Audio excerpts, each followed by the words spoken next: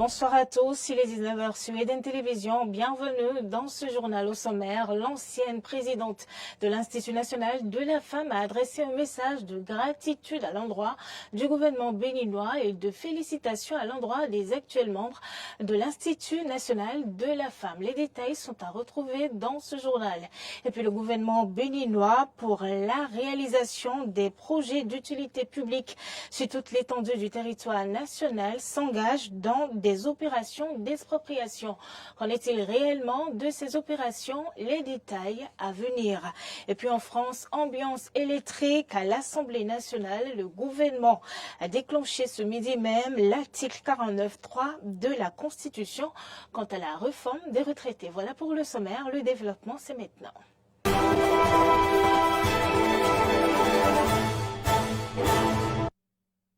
À nouveau, bonsoir et merci de toujours nous préférer pour vous informer. Le Conseil des ministres s'est réuni hier sous la présidence effective du chef de l'État, Patrice Talon. L'amélioration de la régulation du secteur des jeux de hasard, d'argent et de paris est mise en place d'une plateforme de contrôle. C'est l'une des décisions issues de ce Conseil des ministres. Plus de précisions à travers ce point rendu par le porte-parole du gouvernement, Wilfried Léandre Mbidji. Au titre des mesures normatives, sous cette rubrique ont été adoptés les décrets portant approbation des statuts modifiés de l'Agence nationale de promotion des patrimoines et de développement du tourisme, désormais dénommée Agence nationale de développement des patrimoines touristiques, puis composition, attribution, organisation et fonctionnement du Conseil national de lutte contre le VIH-Sida, la tuberculose, le paludisme, les hépatites, les infections sexuellement transmissibles et les épidémies. Au titre des communications. En point 1, amélioration de la régulation du secteur des jeux de hasard, d'argent et de paris, puis mise en place d'une plateforme de contrôle, en vue de s'adapter à l'évolution des pratiques intervenues ces dernières années. Il urge d'actualiser la législation applicable au secteur en mettant en place un dispositif performant de contrôle. Ceci permettra notamment d'assurer une meilleure supervision, le traitement plus équitable des opérateurs de jeux afin de stimuler la concurrence et la création de valeur, le renforcement de la lutte contre les activités illicites, l'évasion fiscale, le blanchiment d'argent et le financement du terrorisme, la protection des populations vulnérables exposées au risque d'addiction, puis de préserver les mineurs et promouvoir le jeu responsable.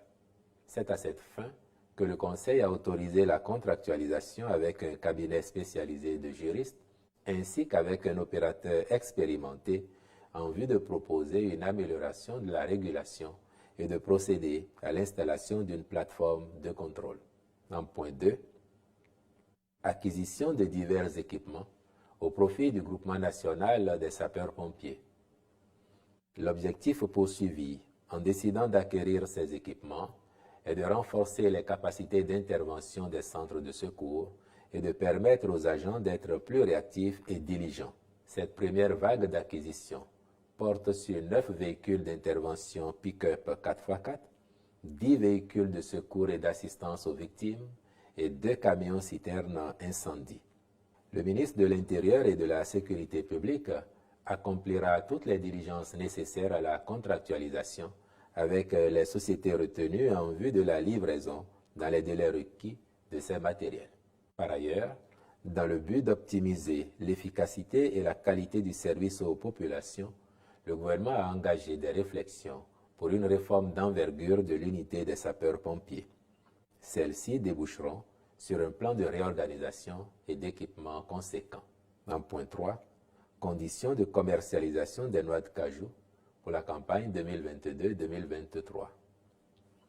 Le bilan de la campagne écoulée révèle que la quantité de noix brutes de cajou produites s'élève à 215 809 tonnes, dont 159 898 ont été exportées. Et restant dans l'actualité du Conseil des ministres tenu ce mercredi 15 mars 2023, la présidence de l'Institut national de la femme a été confiée à Huguette Bopé-Nyankadja, secrétaire exécutive de l'institution lors de cette rencontre hebdomadaire des membres du gouvernement. L'ancienne présidente n'a pas attendu pour exprimer sa gratitude au gouvernement pour la confiance placée en elle en 2021 quand elle prenait les rênes de l'institution. Sur sa page, vous le voyez à l'écran, elle écrit, je cite, « J'exprime au chef de l'État ma profonde gratitude pour m'avoir fait confiance comme première présidente de l'Institut national de la femme, présidente de l'INF, dans cette forme rénovée et adaptée aux défis contemporains en matière de protection et de promotion de la femme. » Il a fait la preuve qu'avec la volonté politique, les femmes peuvent être mieux loties dans notre société. La preuve la plus récente, c'est la concrétisation de la réforme qui a permis d'avoir pour la première fois de notre histoire politique 29 femmes au Parlement. Bien d'autres résultats existent qui prouvent que la femme est véritablement remise au cœur de l'action publique et du processus de développement durable. À mesdames, la nouvelle présidente de l'Institut national de la femme et la secrétaire exécutive, toutes mes félicitations et plein succès dans vos nobles fonctions respectives. Mes pensées vont également à l'endroit de tout le personnel de l'Institut à qui je dis merci pour la cordiale collaboration. Fin de citation. Et puis, je vous l'annonçais dans les titres, le gouvernement béninois s'engage désormais dans des opérations d'expropriation pour la réalisation de projets d'utilité publique sur toute l'étendue du territoire national. Alors, pour éclairer la lanterne des populations sur le bien fondé de ces opérations, le directeur général de l'Agence nationale du domaine et du foncier, Victorien Koublenou, a tenu une conférence de presse ce mercredi 15 mars. Écoutez ses explications. Tout notre pays est en chantier. C'est ce qui explique que partout, nous avons des opérations de libération des sites. Alors, il faut comprendre que les opérations d'expropriation qui se déroulent sur la base d'un principe fondamental qui est l'équité et l'égalité de tous les citoyens. Ces localités dans lesquelles ces opérations se déroulent sont nécessaires pour abriter les 10 projets. C'est notamment le cas de 80 hectares qui sont situés à Tobin. Ce qui malheureusement n'est pas compris des populations, il y a une partie de la zone 4 a été coupée en deux. Et par le concours de circonstances, cette situation qui était une sorte d'anomalie a été réglée. De sorte que tous ceux qui sont concernés par le lotissement et le sous-lotissement zone 4 sont aujourd'hui concernés par les opérations de dédommagement. Je voudrais alors donc nous rappeler les bases légales suivant lesquelles ces opérations se font. Premièrement, il s'agit de notre Constitution, particulièrement de l'article 22. En dehors de cet article de la Constitution, il y a les articles 211 et suivants de la loi 2013-01 du 14 août 2013 portant régime foncier en République du Bénin et code foncier domanial. Et c'est sur la base de ce texte, avec la loi 2017 l'ayant modifié ou amendé, que les opérations d'expropriation se déroulent au Bénin. Il y a des tests dérivés, qui sont des tests réglementaires. Je voudrais citer donc le décret 2015-013 qui organise les commissions d'enquête de commodo et d'incommodo, de dédommagement et d'expropriation en République du Bénin. C'est sur la base de ces différents tests que les opérations d'expropriation se déroulent dans notre pays. Cela étant, je voudrais à présent adresser un mot à l'endroit des populations concernées pour dire d'abord que les instructions qui nous ont été données, les orientations permanentes suivant lesquelles nous agissons se rapportent d'abord à la nécessité de faire une expropriation à visage humain. Et la hiérarchie veille scrupuleusement à ce que les opérations se déroulent à visage humain. Je voudrais donc les rassurer que les appréhensions et les préoccupations qui sont exprimées ne sont pas délaissées, mais sont étudiées de manière parcimonieuse dans le sens de leur prise en compte pour qu'au mieux leurs intérêts soient préservés. Lancement officiel des préparatifs au Hajj 2023 à Cotonou hier. Le ministre des Affaires étrangères et de la coopération, accompagné pour la circonstance des ministres de la Santé, de l'Intérieur et de la Sécurité publique, de l'eau et des mines, a dévoilé aux responsables des sociétés agréées pour la fourniture des services d'assistance aux pèlerins les dispositions prises par le gouvernement pour le bon déroulement de ce pèlerinage. Clémence Tonouquois. Cadre du ministère des Affaires étrangères, personnalités religieuses et responsables des sociétés agréées pour la fourniture des services d'assistance aux pèlerins à la Mecque étaient présents à la cérémonie de lancement du Hajj 2023.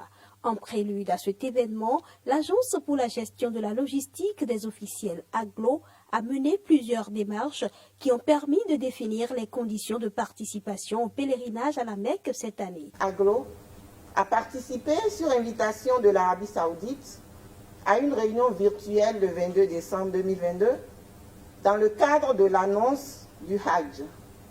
C'est à cette occasion que les autorités saoudiennes ont communiqué, entre autres informations, que le quota pour le Bénin est 4600 pèlerins, la limitation d'âge à 65 ans est levée, le test PCR n'est plus exigé. Par contre, le vaccin Covid est obligatoire. Les négociations sont bouclées avec le prestataire retenu pour assurer le transport aérien et le contrat signé. La mission de prospection des prestations au profit des pèlerins a eu lieu du 8 au 20 février 2023 à la Mecque, Médine et à Djeddah.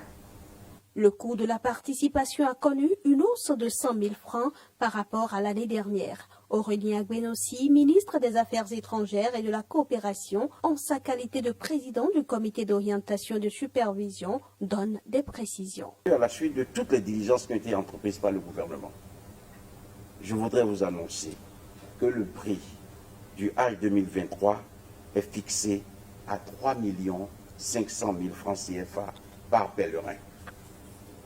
Ce montant couvre principalement les frais de transport par avion, le transport interurbain, l'hébergement, la restauration, le visa, l'assurance ainsi que les différentes taxes en vigueur en Arabie Saoudite. Les frères musulmans désirés d'accomplir les rites du Hajj cette année devront se rapprocher des 27 sociétés agréées par le gouvernement dont la liste est disponible sur le site web du ministère des Affaires étrangères et aussi à la direction générale d'AGLO. Je rappelle que la date de clôture des inscriptions sur la plateforme dédiée à cet effet est fixée au 18 mai 2023. Les candidats à l'accomplissement du 5e pilier de l'islam pour cette année savent désormais à quoi s'en tenir. Après la visite de 48 heures du président nigérien Mohamed Bazoum, comment les Béninois apprécient-ils la coopération Bénin-Niger? Écoutez quelques-uns au micro de Aturando. Son arrivée va apporter beaucoup pour le pays parce que si on parle du pétrole aujourd'hui, on va aussi citer le nom du Niger qui va faire une transaction par le Bénin. Donc je pense que cet accord qu'on vient de signer va apporter beaucoup plus dans la caisse du Trésor public. Même si c'est visite éclairée de 20 minutes ou d'une heure de temps, d'une journée où ça doit avoir son impact. Parce que Et si vous allez vous mettre à compter le nombre de Nigériens qui habitent notre pays, vous allez réellement travailler. Et le Niger et le Bénin ont des relations, les deux pays ont des relations bilatérales depuis des temps illustres. Et vous savez que l'OCBN, le Bénin-Niger, le train doit circuler. Donc il faut que les deux présidents s'asseyent pour discuter comment l'état de l'OCBN, qu'est-ce qui est réservé à l'OCBN, comment faire. Elle est opportune, elle est importante. Pourquoi? Pour les deux pays. D'abord, le port de Cotonou, c'est le port du Niger, on peut dire. Le Niger est un pays enclavé et depuis, ils ont toujours utilisé le port de Cotonou. Maintenant, deux visites, et la visite c'est économique et sécuritaire. Je commence par l'économie. Le projet Pipeline qui va atterrir à Sémé. Ça va générer des revenus très importants pour le Bénin et pour le Niger. Est-ce que vous voyez? Donc, ça va permettre à cette visite de renforcer les liens de coopération entre les deux pays. En Éthiopie, au-delà du Bénin, bien évidemment, le secrétaire d'État américain Anthony Blinken a rencontré mercredi 15 mars dernier le Premier ministre éthiopien. Les deux pays visaient à remodeler les liens après 2 ans d'un conflit dont la fin a été scellée grâce à un accord de paix signé en novembre en Afrique du Sud. Abeba pousse notamment pour la levée de sa suspension de l'AGOA, une loi permettant certaines exportations vers les États-Unis sans taxe douanière. Le pays en avait été exclu depuis 2022 en raison du conflit au Tigré, théâtre de crimes contre l'humanité selon Washington. Le diplomate américain a souligné que l'accord de paix allait dans la bonne direction. Il a aussi rappelé le besoin de mettre en place un processus de justice transitionnel ouvert à tous et exhaustif. Les violations des droits humains au Tigré doivent aussi cesser totalement, a insisté le secrétaire d'État. Le premier ministre éthiopien Abiy Ahmed a quant à lui affirmé sur Twitter qu'il avait convenu lors de leur rencontre de renforcer les relations bilatérales entre les deux pays. Anthony Blinken a déjà annoncé une aide humanitaire de 331 millions de dollars pour aider les Éthiopiens affectés par le conflit, la sécheresse et l'insécurité alimentaire. Le gouvernement français a choisi d'activer l'article 49.3 de la Constitution de la République pour faire adopter la réforme des retraites à l'Assemblée nationale sans vote, ont indiqué l'agence France Presse. Plusieurs sources de l'exécutif et du gouvernement. Un conseil des ministres est réuni cet après-midi à l'Élysée et les débats à l'Assemblée nationale animés par Elisabeth Borne a commencé dans la foulée de cette réunion du gouvernement. Le président de la Confédération française des travailleurs chrétiens, CFTC, estime que les conséquences sociales du 49.3 sont catastrophiques. C'est le puits des scénarios. Et c'est la fin de ce journal. Merci, madame, monsieur, de nous avoir suivis. Bonne suite de programme en notre compagnie.